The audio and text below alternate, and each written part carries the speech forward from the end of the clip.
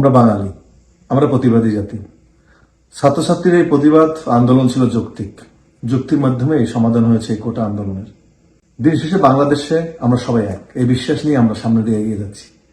দেশের জন্য, ভবিষ্যতের জন্য বাংলাদেশকে ভালোবাসা, বাংলাদেশের প্রতিটি জিনিসকে ভালোবাসা আমাদের সবার দায়িত্ব। ঢাকার বুকে এলিভেটেড এক্সপ্রেস, মেট্রো রেল, এই সবগুলো আমাদেরকে বাংলাদেশকে আমাদের গর্বের জায়গাকে আরো বিশাল করে দিয়েছে।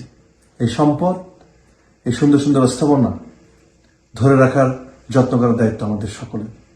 কিন্তু এই কোটা আন্দোলনের সুযোগে যারা এই সুন্দর সুন্দর স্থাপনা, এমনকি ময়লার গাড়িও ধ্বংস করেছে, আগুন সন্ত্রাস করেছে, এটা কি আমাদের কাম্য হতে পারে? এই বাংলাদেশকে আমরা চেয়েছিলাম। বাংলাদেশের প্রতিটি স্থাপনা, প্রতিটি সুন্দর জিনিস আমাদের। আমরা সবাই এক। এই এক স্লোগানকে রেখেই আমরা বাংলাদেশকে ভবিষ্যতের জন্য, আমাদের ভবিষ্যৎ প্রজন্মের জন্য আমরা সবাই ভালোবেসে যাচ্ছি, কাজ করে যাচ্ছি যার যার জায়গা থেকে। এই আন্দোলনে অনেক শিক্ষার্থী নিহত হয়েছে, আহত হয়েছেন, অনেক মানুষ হাসপাতালে পড়ে আছেন। এটা কোনোভাবেই মেনে নেওয়া যায় না। সকল পরিবারের প্রতি আমার সমবেদনা। যারা নিহত হয়েছেন তাদের প্রতি, আত্মার প্রতি আমি মাগফিরাত কামনা করছি। সেই পরিবারের প্রতি গভীর সমবেদনা জানাচ্ছি। আমি মর্মাহত। এদের মধ্যে কেউ আমার ভাই, এর মধ্যে কেউ আমার আত্মীয়, প্রিয়জন। প্রতিটি মানুষই বাঙালি আমার। আশা করি এই হতাহতের যে শোক, যে পরিবার শীঘ্রই কাটিয়ে উঠবেন। সরকার তাদের জন্য সুষ্ঠু ব্যবস্থা করবেন, তাদের পরিবারের জন্য।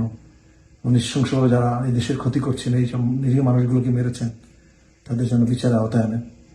আমরা সবাই মিলে আমাদের বাংলাদেশ সুন্দর হবে, সামনে এগিয়ে নিয়ে যাব। হিংসা, বিদ্বেষ, হানাহানি বংশ বন্ধ হবে। ছাত্রছাত্রীরা তাদের ক্লাসে ফিরে যাবে। যে কোনো যৌক্তিক দাবি যুক্তির মাধ্যমে সমাধান হবে।